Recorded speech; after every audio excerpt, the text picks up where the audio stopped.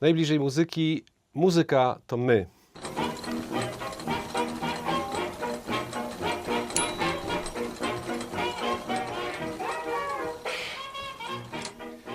Naszym gościem jest dzisiaj... No właśnie, zastanawiałem się, jak Cię przedstawić, bo w sumie jest dużo do gadania.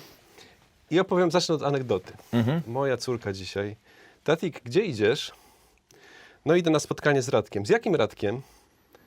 No jak to, z Radziem Krzyżowskim. Przecież to jest legenda i ty mnie nie bierzesz? Więc proszę Państwa, Radek Krzyżowski, człowiek legenda. I teraz powinienem zrobić coś spektakularnego, znaczy skoczyć przez płonącą obręcz, wykonać jakąś ewolucję, powiedzieć coś mądrego, zacytować, wiesz, księgę sprzed 4 wieków. Ale jak się czujesz, jakbyś był człowiekiem legendą właśnie? To jest kontynentalne jakieś dziwne pytanie. Nie, wiesz co, to oczywiście jest... twoja córka jest kochana i tak dalej. Wiesz, ja mam takie małe spostrzeżenie, które związane jest chyba rzeczywiście z mnogością moich zainteresowań. Człowiek hybryda to nie jest coś, co ludzie potrafią czytać. Jakby jesteś podejrzany w momencie, kiedy jesteś hybrydą. To znaczy, najlepiej by było, żebyś był naprawdę specjalistą w jednej dziedzinie i absolutnie. robił to, żeby można było to łatwo opisywać, mówić, krytykować, obmawiać, chwalić i tak dalej. Wiesz, cała gama opinii związanych z kimś, kto wykonuje publiczną robotę. Natomiast kiedy zaczynasz robić parę rzeczy, no bo tak cię ciągnie twoje zainteresowanie, ewentualnie nadmiar wolnego czasu, nadmiar ekspresji, myśli, które kołaczą się w głowie, to wiesz, to wtedy stajesz się takim, próbuję się jakoś ustosunkować do sformułowania człowiek legenda. Znaczy, to jest zastępstwo czegoś, co jest nieopisywalne, kiedy masz więcej, powiedzmy, niż jedną pasję. Nie? Okej. No ale Więc- z powodzeniem mogę powiedzieć o tobie aktor, pedagog od kilku lat, fotograf? Amator, znaczy człowiek, który lubi robić zdjęcia, wiesz, fotograf to już jest chyba zawód, Okej, znaczy okej. to wiesz, jest jakby... Okej, no ale jesteś chwilę przed swoją pierwszą wystawą. Drugą. Też. Drugą już. O, no właśnie. Ale używając takiej współczesnej nowomowy, która nakazywałaby powiedzieć osoba, to jesteś osobą zajętą przede wszystkim. Tak, jestem osobą zajętą. Nie lubię tych sformułowań, osoba aktorska, osoba... Nie dlatego, że mi się coś w nich nie podoba. One sugerują dla mnie jedną niebezpieczną rzecz. A ja jestem starym związkowcem. One sugerują, że na przykład, kiedy ktoś o mnie mówi osoba aktorska, że aktorstwo jest częścią mojej osobowości. Okej. W momencie, kiedy jest częścią mojej osobowości, przestajemy gadać o moich prawach pracowniczych. Jak jest częścią mojej osobowości, to znaczy, że ta granica staje się płynna. To jest i pasja, i hobby, i tak dalej. A jak wiadomo, pasja i hobby nie muszą być ani wynagradzane, ani zabezpieczane socjalnie. I mnie się ta nazwa nie podoba, dlatego że moim zdaniem ona rozpuszcza tą granicę. To jest mój zawód. Jestem z wykształcenia aktorem, z pasji, człowiekiem, który robi Ale ja z zdjęcia. premedytacją wiesz. nie użyłem zwrotu osoba aktorska, ale osoba zajęta. Osoba zajęta. Osoba zajęta. Tak, Osoba tak. żyjąca z kalendarzem. Też troszeczkę.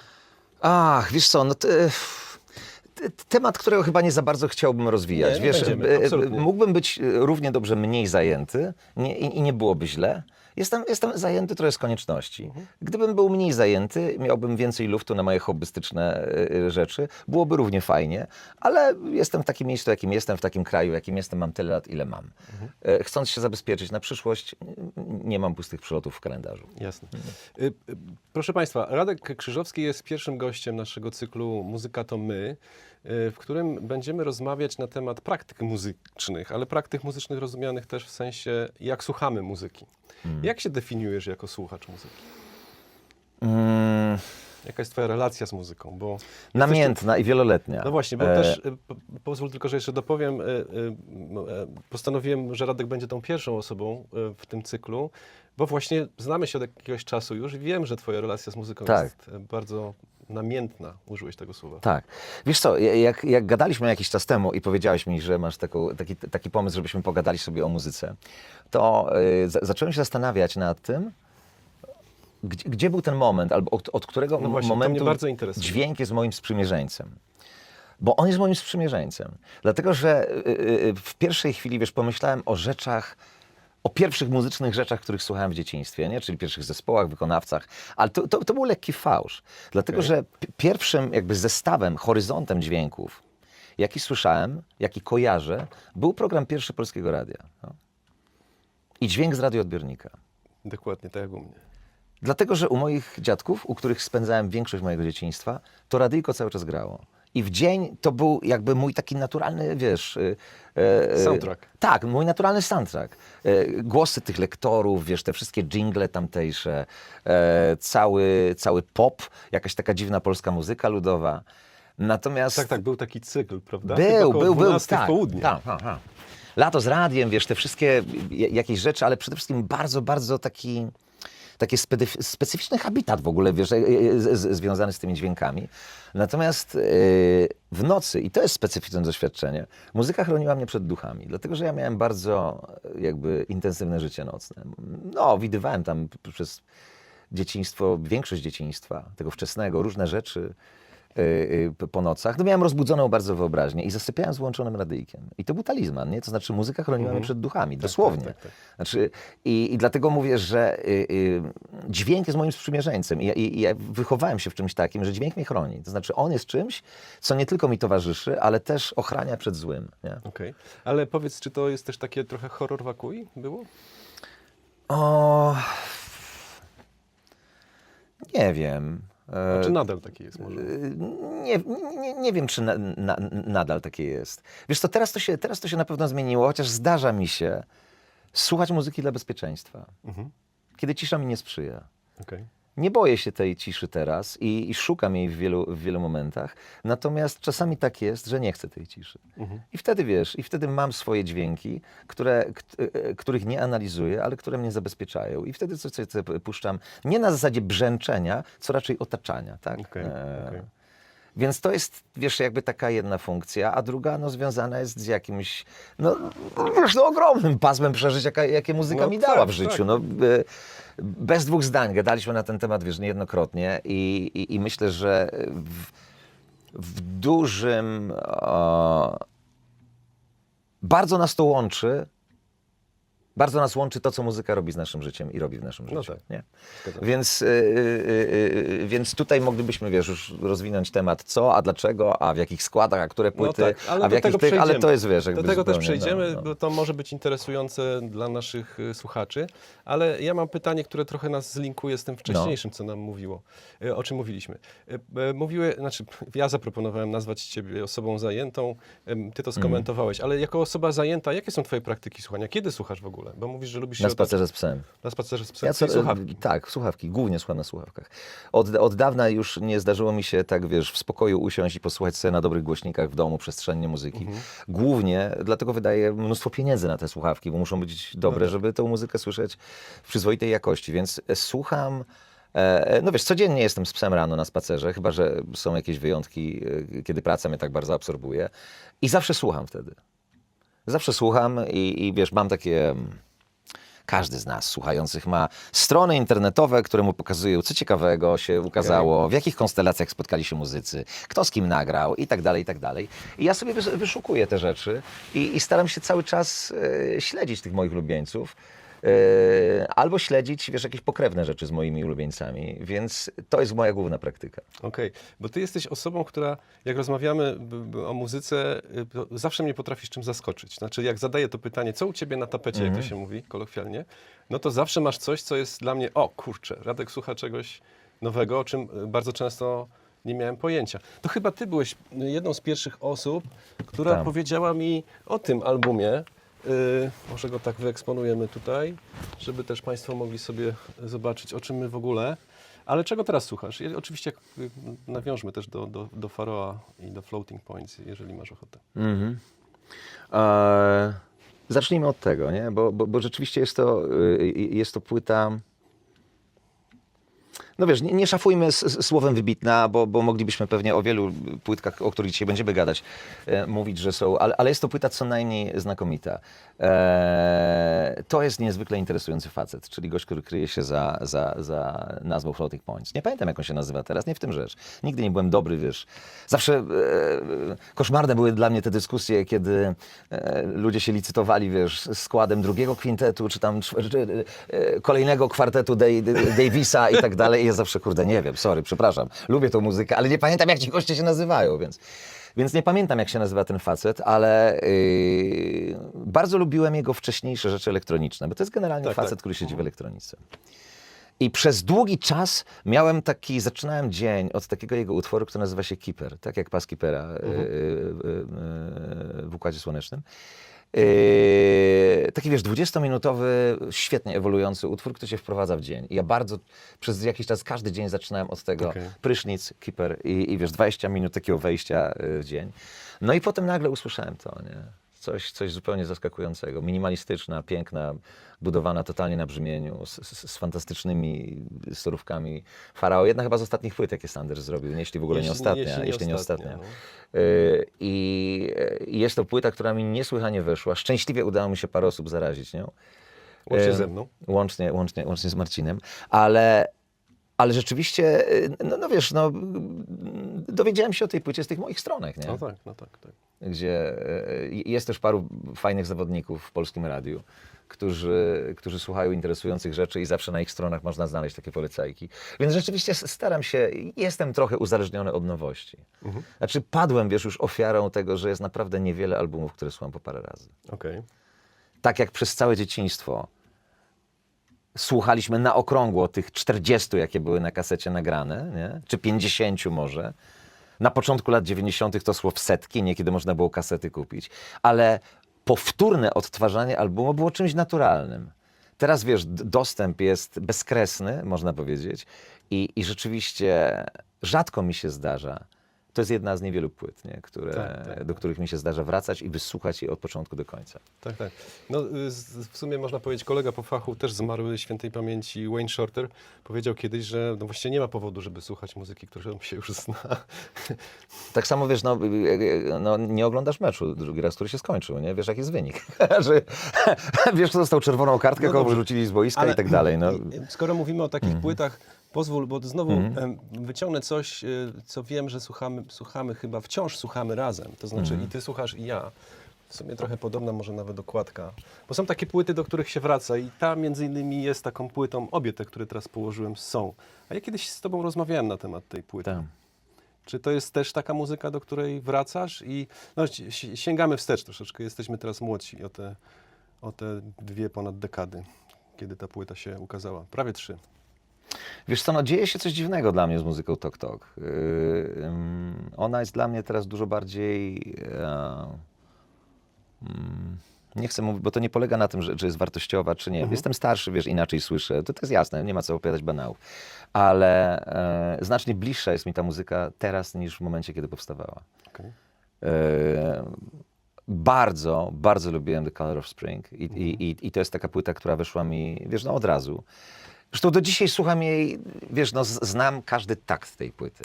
Wiem, kiedy wejdzie ta przeszkadzajka, wiem, kiedy odezwie się dzwoneczek, wiem, kiedy facet zrobi to dryn, wiesz, wiem wszystko. Znaczy, nie ma momentu, którym by mnie to zaskakiwał.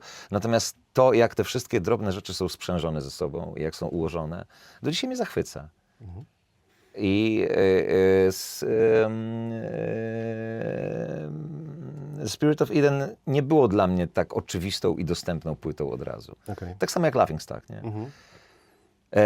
Ale dzisiaj, wiesz, nie potrafię, jak już puszczę, bardzo rzadko mi się zdarza, żebym był w stanie wysłuchać jeden utwór.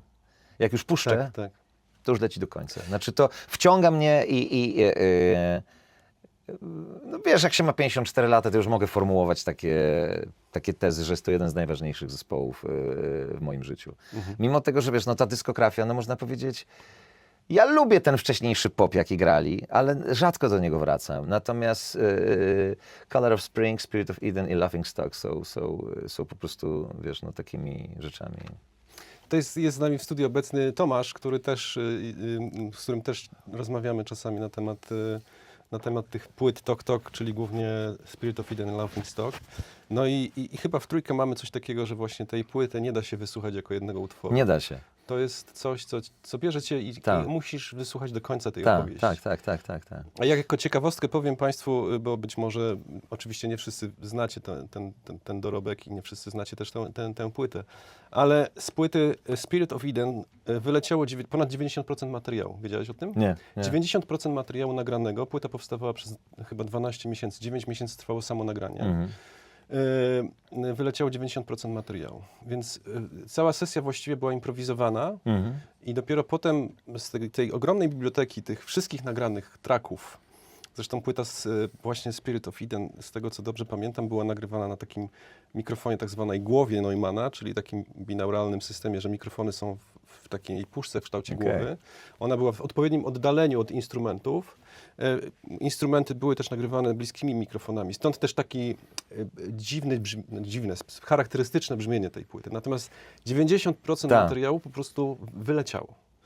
Zostało to jakby wyekstrahowane. To jest muzyka dla mnie taka kompletnie wyekstrahowana, jak taka esencja tego, co najważniejsze. Oczywiście decyzje podejmowali ci, którzy to potem już miksowali i ten. Ale to jako ciekawostka, bo jak się słucha tej płyty, to nie ma się wrażenia, że to jest płyta poskładana po czasie. Nie.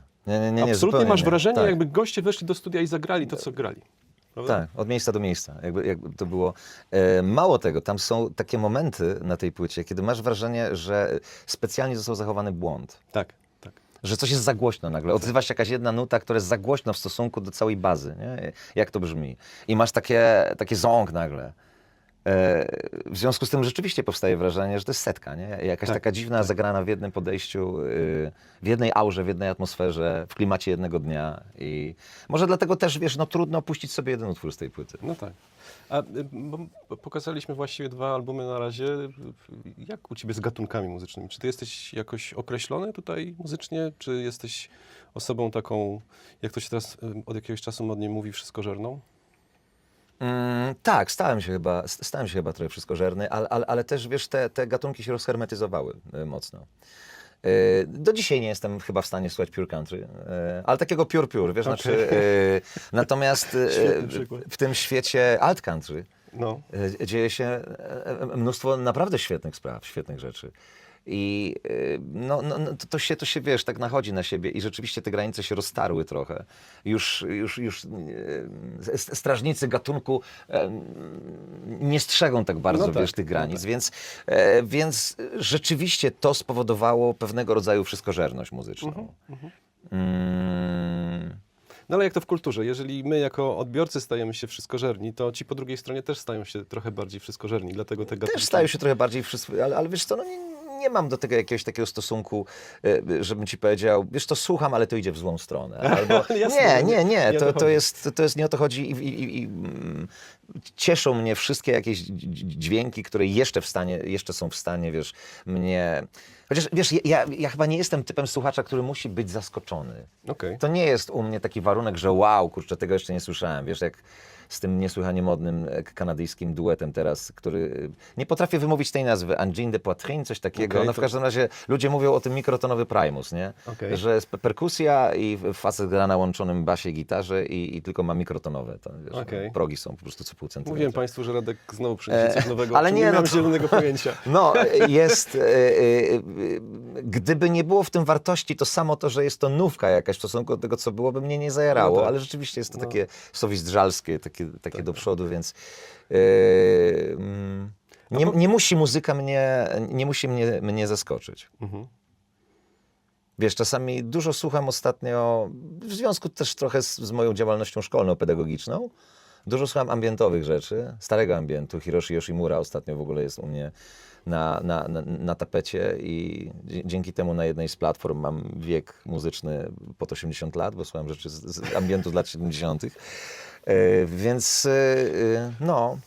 A wspomniałeś o stronkach. Może bylibyśmy w stanie polecić jakieś stronki, z których korzystasz? Wiesz co, coś wartościowego? Generalnie pierwsze, na co wchodzę, to jest taka stronka, która nazywa się Album of the Year. I oni zbierają oceny z kilkudziesięciu portali muzycznych, które... Więc wyciągają taką średnią.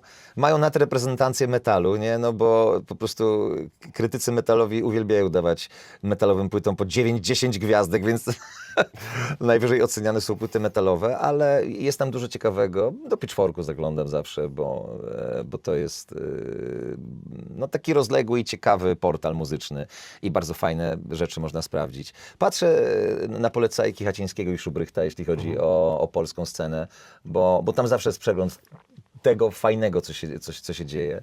Więc no, te 3 rzeczy głównie chyba i tam jest naprawdę materiału aż nadto. Dzień musiałby mieć 90 parę godzin, No żeby tak. to wszystko przesłuchać. Czyli właściwie można, znaczy jeśli dobrze myślę sobie, poprawnie jeśli źle, że właściwie codziennie masz do czynienia z nową muzyką. W jakimś sensie. Wiesz co, w jakimś sensie tak, dlatego że lubię korzystać z funkcji, którą jeden ze streamingów daje, czyli coś na przejść do radia określonego utworu. Nie? Wrzucasz Okej. utwór jako referencję i algorytm wyszukuje ci jakieś takie pokrewne rzeczy, zbliżone stylistycznie. I tam jest na 5 chybionych, zawsze są 2 bardzo dobre. Nie? Okej.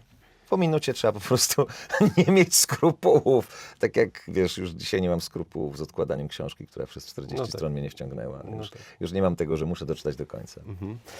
Nie mam ambientu, bo wspomniałeś o ambiencie, ale no najbliżej możliwe, że jesteśmy jednak,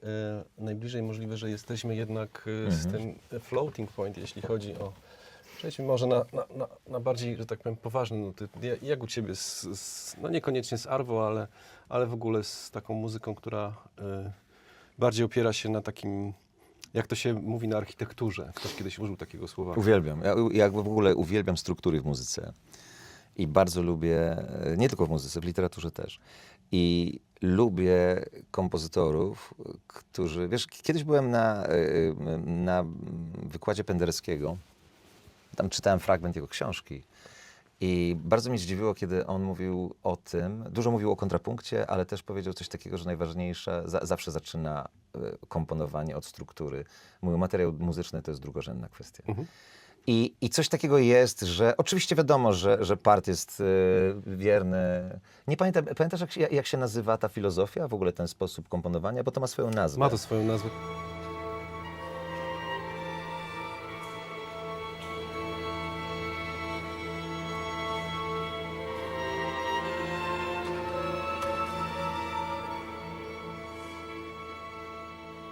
Pierwszym, jeśli się nie mylę, pierwszym utworem parta, jaki słyszałem, było Miserere. Mhm. Jedna, uważam, z najpiękniejszych, najdoskonalszych rzeczy, które zrobił. I jak na niego dzieło niezwykle rozbuchane, można powiedzieć.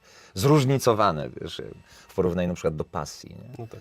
60 parę minut w zasadzie recytatywu, który opiera się na kombinacjach kilku brzmień, znaczy kombinacjach kilku dźwięków, ale też nie sposób się od tego oderwać. Bardzo, bardzo lubię i no wiesz, Fratres jest jednym z największych highlightów współczesnej muzyki klasycznej. No tak. Doczekał się tylu wykonań z Kremerem i Jarrettem na czele, z wersją na 12 wiolonczel, więc oczywiście, że są tacy, dla których to może jest zbyt powtarzalne, zbyt przewidywalne, ale no, głupotą byłoby spodziewać się i czekać, że part cię zaskoczy czymś. Nie na tym to polega, nie? Tak. Ale ta muzyka nieustannie, tak jak każda dobra sztuka, odsyła cię do czegoś, co jest poza. Ja polecam w ogóle to wydanie Arvo Parta Tabula Rasa, jedno z najlepiej nagranych orkiestrowych dzieł, jakie mam w swojej płytotece. Gdybym miał powiedzieć, że muzyka jest troszkę jak architektura, to mam takie wrażenie, że jesteśmy teraz w takim momencie historycznym trochę dziwnym, że jesteśmy w takim budynku, który ma kilka pokoi w amfiladzie i każdy pokój jest jakby osobnym pokojem. Te światy bardzo rzadko się łączą. Ta idea Muzyka to my miałaby na celu stworzenie takiego wspólnego holu, żebyśmy mogli z tego holu wchodzić do każdego z tych pokojów. Bo bardzo często w rozmowach z ludźmi, na przykład z muzykami, wiem, że wiedzą, jak tworzyć muzykę, jak ją grać, ale już nie wiedzą, jak ją nagrywać na przykład. Albo nawet nie to, żeby wiedzieli, ale nawet nie za bardzo się tym interesują. A im te pokoje są od siebie bardziej odległe, a na końcu jest pokój tych, którzy siedzą i słuchają muzyki, to tak naprawdę ta wiedza, gdzie ta muzyka się zaczyna, jest właściwie niedostępna. Mam starszego kuzyna, który zawsze miał w domu jakiś tam sprzęt do słuchania muzyki, o którym my z bratem mogliśmy tylko pomarzyć. I pamiętam, jak dzisiaj dał mi jakieś słuchawki na uszy. Chyba to nawet grało właśnie z kasety. I to była jakaś chyba pierwsza płyta Alphaville. I ja pierwszy raz w życiu usłyszałem, słuchaj, coś takiego, że ja zwariowałem. Bo to było tak intensywne doświadczenie, bardzo stereofoniczne, kanał prawy, kanał lewy i tak dalej, i tak dalej. I od tego czasu mam wrażenie, że ta intensyfikacja, która jest związana jakby z samym dźwiękiem, którego nie da się oderwać od muzyki w tym przypadku. Czyli nie chodzi mi o to, żebyśmy teraz mówili o samym dźwięku, bo to jest abstrakcyjne. to dla mnie to było tak intensywne doświadczenie. Nie? No właśnie pytam, czy coś takiego... Wiesz co, no to miałbym co najmniej dwie kategorie. To znaczy takich małych muzycznych epifanii miałem kilka w swoim życiu. Kiedy, wiesz, po etapie właśnie odtwarzania z magnetofonu kasetowego ojciec pierwszy raz wziął mnie ze swojego znajomego, który miał gramofon i zachodnie kolumny. I usłyszałem Tangerine Dream wtedy. Pamiętam, że to Którą było płytę? Hyperborea. Lubimy. Lubimy i to był, a puścił to dlatego, że mieliśmy kupione bilety na koncert w Polskim Spodku i właśnie mieliśmy wszyscy razem iść i poszliśmy do niego i tam miałem, wiesz, wtedy takie, znaczy coś takiego, że usłyszałem tę muzykę z tych kolumn. I to było coś zdumiewającego, że nie spodziewałem się, że dźwięk muzyczny może tak brzmieć. Natomiast najsilniejsze, wiesz, moje... To jest z trochę innej kategorii, ale to jest doświadczenie dźwiękowe i to nie jest bez znaczenia. Ja mieszkałem w Kluczborku i tam niedaleko w okolicach gdzieś była baza lotnicza. Nie wiem, czy to było. Okej. I dźwięk myśliwców, które przekraczają barierę dźwięku. Znaczy, wiesz, ten roznoszący się Tak, nagle taki... taka fala potężna. taka fala. Myśmy wszyscy zawsze na ten dźwięk zamierali na podwórku. Na chwilę było coś takiego zabawa i nagle jest to takie, wiesz, i nagle wszyscy stoją i próbują zlokalizować jakaś niesamowita potęga, wszechmoc tego dźwięku, jego intensywność, wiesz, takie... Pamiętam to doświadczenie dźwiękowe, bo ono było z jakby zupełnie innego porządku, nie miało nic wspólnego z burzą. No wiadomo, burza jest czymś naturalnym, spodziewasz się. Ciemne chmury, czekasz na grzmot, nie? No tak, tak. A to się rozlegało znienacka, znaczy nagle gdzieś tam coś, więc to było bardzo mocne. Oczywiście myślę, że wiesz, dla wielu fanów takim doświadczeniem jest pierwszy duży koncert, na jakim jesteś, nie? Co to było w twoim przypadku? Pierwszy duży koncert to był Kluczbork i to był punkowy koncert. Ojciec zabrał mnie na basen, na terenie basenu kluczborskiego i tam grała grupa Sedes, Okej. która potem ewoluowała w jakiś ten... I to było moje pierwsze doświadczenie koncertowe. Miałem chyba 8 lat, nie? O wow. I w ogóle, wiesz, ten Ściana jazd... dźwięku. Ściana dźwięku i w ogóle, wiesz, no cały ten anturaż punkowy i tak dalej. Znaczy, ja w ogóle wyszedłem z bolącą głową po tym, bo, wiesz, to panczurstwo, które zjechało się z okolicy, ten denaturat pity gdzieś tam, znaczy... Ilość doświadczeń, które przeżyłem w przeciągu 2 godzin, łącznie z tymi, wiesz, pierwszy raz tak zamplifikowany dźwięk słyszałem, nie? Że z tych gitar. Potem Tangerine Dream też było totalnym przeżyciem, jakby koncertowym, wiesz, bo rzeczywiście ta muzyka elektroniczna trochę inaczej się transmituje, wiesz, znaczy ona ma jakąś... Więc to było bardzo mocne. Natomiast no, nie ukrywam, że przeżycie ostatnich lat jest związane z tobą, no bo... Kiedy zaprosiłeś mnie, miałeś jakieś takie dziwne ustrojstwo, taką puszkę w domu, która nadawała... Step Up. Tak, to się chyba nazywało. I rzeczywiście, i to było... Do tej pory, mówiąc szczerze, miałem takie, wiesz, na klimaty audiofilskie miałem takie wariaci, nie? To znaczy, no dobra, każdy przeżywa swoje życie w najlepszy możliwy sposób. Są tacy, którzy lubią wydać $500 miliarda na kabel, nie? Ale rzeczywiście tak, to też było graniczne. To było coś z innego porządku, wiesz, kiedy nagle usłyszałeś te... Potem zdarzyło mi się jeszcze raz u znajomego słyszeć muzykę nie na takim poziomie, ale też na dużo większym niż tradycyjny zestaw. Poza tym, wiesz, no jak się dużo słucha na tych słuchawkach, to jednak przyzwyczajasz się i potem jak słyszysz muzykę z głośników, to trochę ci się wydaje jakaś taka taka dziwna. Słuchanie na słuchawkach jakby pozbawia tego w cudzysłowie równania pomieszczenia, bo jednak pomieszczenie jest powiedzmy kluczową rzeczą, jeśli chodzi o słuchanie muzyki. No stąd też no, niebagatelne inwestycje w jakieś współczesne sale koncertowe, chociażby te, które powstają w każdym większym mieście w tej chwili. Co jest oczywiście super fajne, bo pozwala nam naprawdę jakby wykorzystać potencjał też tych instrumentów i tych szkolonych latami muzyków, którzy no w końcu jakoś są w stanie fajnie zabrzmieć. Słuchaj, może ja teraz nie będę wyciągał, może ty zerknij sobie, co tutaj jest jeszcze, może wykorzystamy jakiś pretekst, tym razem to raczej traktujemy jako emblemat, to nie jest jakaś tam... To znaczy, wiesz co, ja jakby nie mam większych wątpliwości, jaką płytę wyciągnę, chociaż wszystkie z tych, które tutaj są dla mnie istotne w mniejszym lub większym stopniu, ale No wiesz, no to jest jeden z... Bo po latach słuchania muzyki w takiej dyskusji trzeba być uczciwym. To znaczy jest cała masa płyt, które nie przetrwały próby czasu. To jest fair enough, jak mówią. Tak jest, fajnych zespołów, które się do dzisiaj ceni, super instrumentaliści i tak dalej. I w dyskusjach takich, wiesz, kawiarnianych czy towarzyskich dobrze jest powiedzieć lubię, słucham, tak naprawdę nie słuchasz, kurde, nie wracasz. Więc jakby tak spojrzeć prawdzie w oczy, do których rzeczy naprawdę wracasz i które zdarza ci się regularnie odpalać na słuchawkach, nie? Kiedy jesteś zmęczony nowościami i chcesz posłuchać czegoś, co znasz. Regularnie wracam do Cure'ów. Okay. Znaczy, akurat wziąłem tą płytę, bo no, jakoś ta okładka mi się wydała najciekawsza. W takim sensie, że ten napis The Cure być może będzie widać w kamerze, chociaż też nie wiem. Bo jak pamiętasz też, oni nie na wszystkich okładkach chwalą się swoją nazwą. Czasami to są bardzo... Tak. Te okładki były też ich Tak.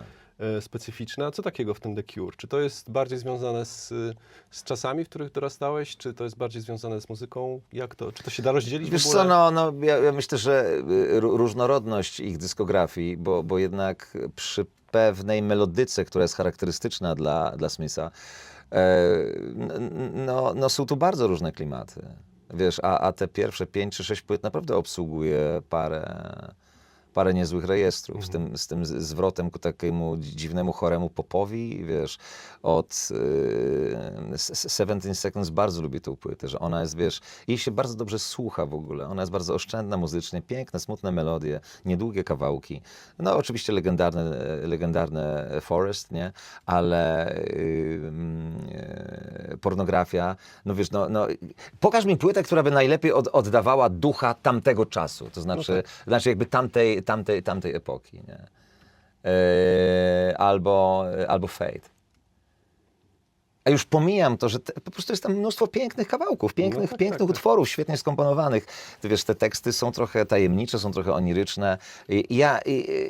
Poza tym wiesz, w tym czasie, kiedy ci gitarzyści metalowi, no, ścigali się, kto szybciej tam, wiesz, to ten ma dłuższe włosy. Tak, to jest Smith z tymi swoimi antysolówkami, takimi, które, wiesz, kręcą się wokół 5-6 dźwięków miksowanych ze sobą, w ogóle nie progresują, stoją w miejscu, nie chcą się rozwijać. I tak jakoś, wiesz, jest takie, uwielbiam te jego antysolówki, wiesz, to jego takie lubię jego grę na gitarze. Późniejszy okres, wiesz, kiedy rzeczywiście no, zaczął robić taki dziwaczny, pokręcony trochę pop.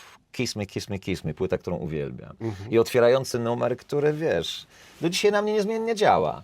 Bardzo sobie lubię rano puścić na słuchawkach pierwszy kawałek, The Kiss, nie? No tak, jest mocny. I naprawdę zrobili mi wielką niespodziankę tą ostatnią płytą, bo już szczerze mówiąc myślałem, że tam już się nie pali ogień w tym piecu, nie? Ale okazuje się, że się pali. Okazuje się, że się pali i kilka utworów z tej ostatniej płyty autentycznie lubię i słucham ich często. Więc jest to na pewno ważny zespół, który opowiedział swoją muzyką jakąś historię, która do mnie mocno gada. Poza tym jeden z niewielu zespołów, który swoją historią zarejestrował kawałek historii w swoich utworach. Nie historii muzyki, tylko historii tego, co ludziom się działo w głowach i w duszach. Nie? Tak. No fajnie, cieszę się, że tak coś pomyślałem, że ten The Cure to może być coś, co... Nie, zdecydowanie tak. No bo to fascynująca opowieść, którą myślę, że wielu z nas, z tego podobnego, że tak powiem, rocznika, czy te dekady może poszerzając. Poza tym, mogłoby wiesz, też powiedzieć. jest niebagatelna rzecz.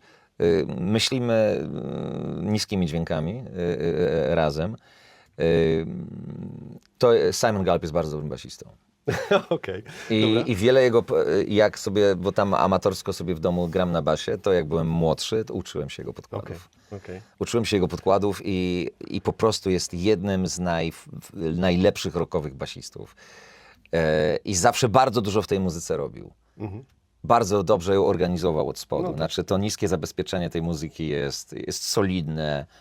Wiesz, Myślę, że siła też tego zespołu polegała na tym, że te chłopaki, kiedy byli jeszcze młodsi, oni od samego początku, po pierwsze byli bardzo zgrani, a po drugie reprezentowali, że tak powiem, podobny poziom muzyczny. Tam nie było kogoś, kto jakby wybijał się jako gwiazda, którą trzeba było nosić na swoich No barkach. ten nieszczęsny Tolhurst, czy jak on się nazywał, którego w końcu musieli wyrzucić, bo on na niczym nie umiał grać. Więc tam się obijał to na instrumentach klawiszowych, to na perkusji, No, ale był kolegą. Ale był kolegą, był po prostu, kolegą. no jak wiesz, Sid Vicious też nie umiał grać na basie, ale no, był kolegą, jest legendą, został legendą, więc trochę takich kolegów jest w historii muzyki rockowej. Wcześniej było to trudniej, nie? Chociaż tak, to, no. Chyba tak. No. Chyba tak. A ja chciałbym zrobić taką pętlę do początku naszej rozmowy, związanej i z muzyką, i z słuchaniem tej muzyki, i z twoim tym głównym zawodem, tym czym się zajmujesz, czyli aktorstwem i obecnością muzyki w teatrze. Co tutaj mógłbyś...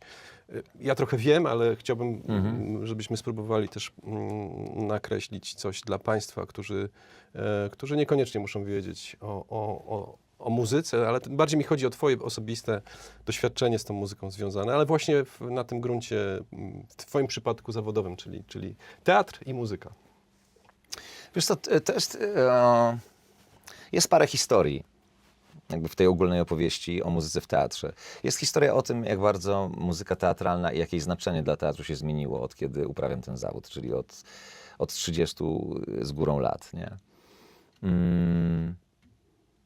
Można powiedzieć, że wiesz, minęła już epoka takich kompozytorów teatralnych, co to wiesz, pisali 3 utwory, 2 dźwięki, które się pojawiają w określonym momencie. 3 instrumenty przez 15 sekund grają i potem, wiesz, 15 minut ciszy. Albo w ogóle tylko minuta dźwięku. Już tak nie ma. Zmienił się trochę teatr i jakby no...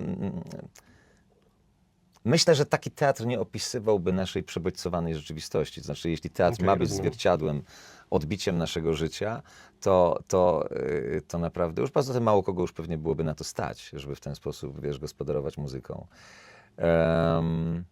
Lubię muzykę w teatrze i miałem szczęście chyba, wiesz, pracować z reżyserami, którzy rozumieją i doceniają funkcję muzyki teatralnej.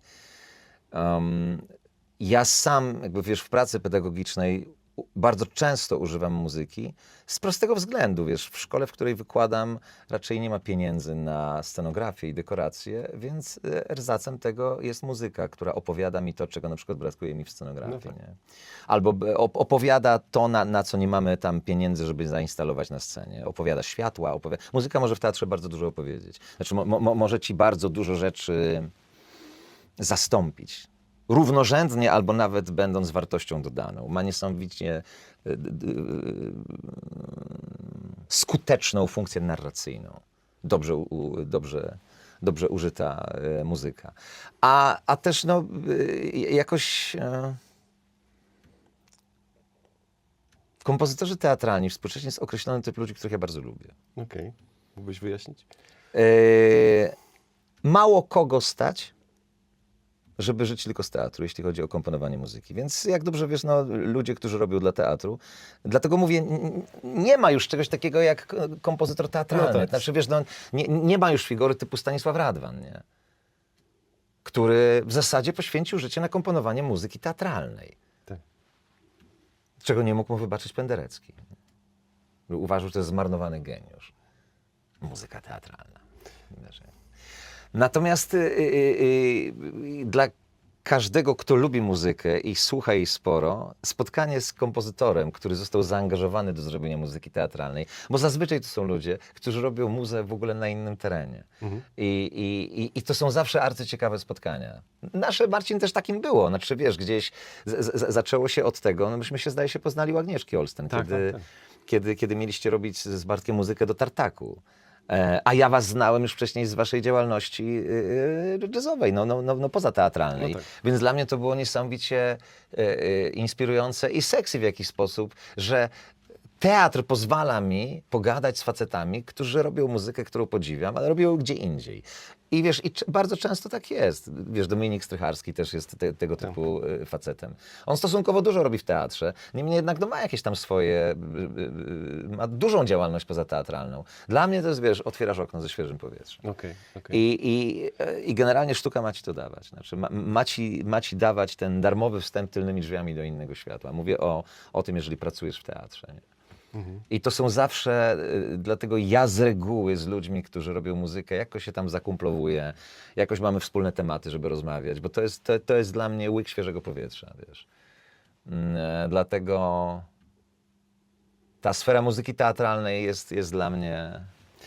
Ja tylko powiem, bo część z Państwa to wie, szczególnie ci, którzy mieli okazję i przyjemność oglądać Radka w teatrze, ale jesteś też na niektórych spektaklach muzykiem. Bywa. Bywa. No wiesz co, no, reżyserzy chętnie korzystają z tego, dlatego że, wiesz, muzyka live ma swój impact, nie? Znaczy, to jest zawsze w jakiś sposób sexy, jeśli ona jest grana na scenie. Jeśli widzisz ludzi, którzy ją produkują na żywo. Poza tym korzystanie na scenie, wiesz, z aktorów, którzy umieją grać muzykę, znaczy w takim stopniu, w jakim jest to satysfakcjonujące na potrzeby spektaklu, ma dla mnie coś, wiesz, z takiego myślenia o teatrze, które jest mi bliskie, takiego w kategoriach takiej trupy teatralnej. No tak. Pojawiasz się, rozkładasz Tak, dekoracje, tak. wiesz, tu fujarki, bębenki, gramy, trup się ściele, zwijamy, wszystko na koniec zagramy, zatańczymy. Mnie jest to bardzo bliskie, to znaczy takie wyobrażenie trupy aktorskiej. Jest kilka spektakli, w których gram.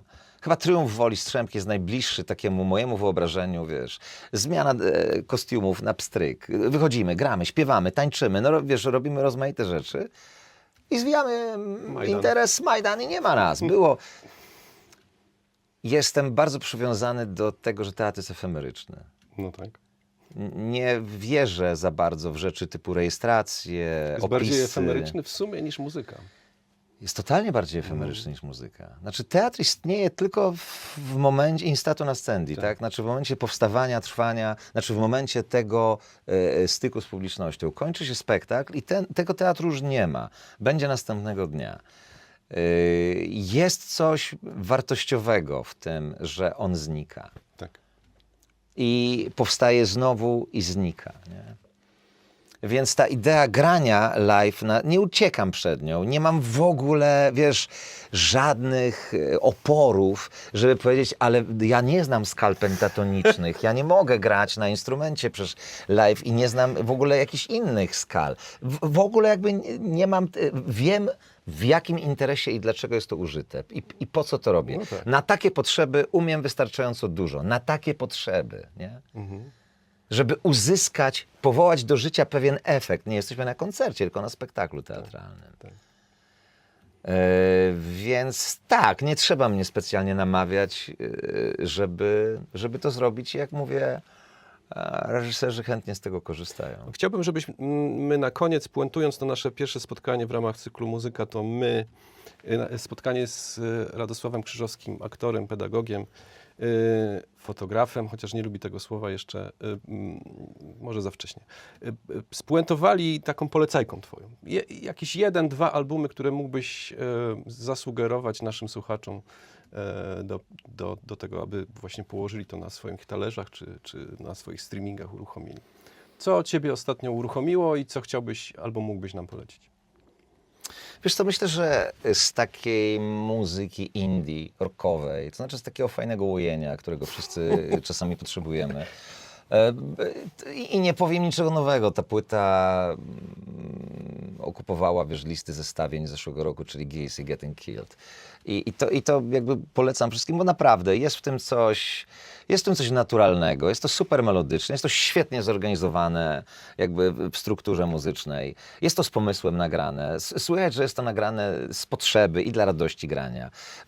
Więc to jest taka płyta, którą polecam wszystkim, którzy w tej muzyce indie, gitarowej, takiej, wiesz, tradycyjnej, cały czas szukają podniety. Bo jest to bardzo, bardzo fajna płytka. Polecam No widzisz, musiałbym teraz pewnie skorzystać z jakiejś ściągi. Nie szkodzi, no a myślę, że ta jedna polecajka jest... Może jedna polecajka wystarczy, ale rzeczywiście, wiesz, coraz trudniej jest mi się przywiązać do jednej płyty, nie? To znaczy złapać coś takiego, co mnie bierze, co lubię sobie. Nel Sinefro chyba się nazywa ta pani.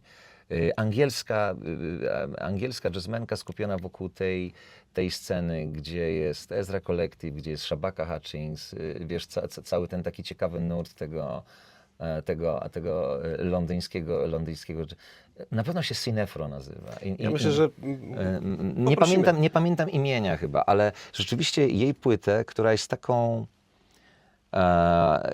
taką wariacją w 8 czy 9 odsłonach na temat arpeggia.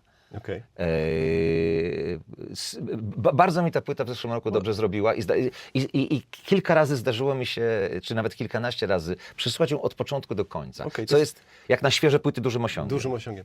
Zróbmy tak, że po prostu ty mi przyślesz linka, Tak a ja tu jest, wkleję. tak tu jest, będzie tak taka jest, będzie- okładka będzie najlepiej. Bo Aha. brzmi to fajnie i ta Tak, polecajka tak, może tak, być tak. czymś wartościowym. Ja myślę, że dopłynęliśmy. Bardzo ci dziękuję za to spotkanie. Również dziękuję. Pierwsze koty za płoty. Radosław Krzyżowski, bardzo, bardzo, bardzo dziękujemy. Było mi bardzo miło. Dzięki, Marcin, I za do zaproszenie. zobaczenia. Do zobaczenia, dzięki. No, panie Tomaszu, nagrało się?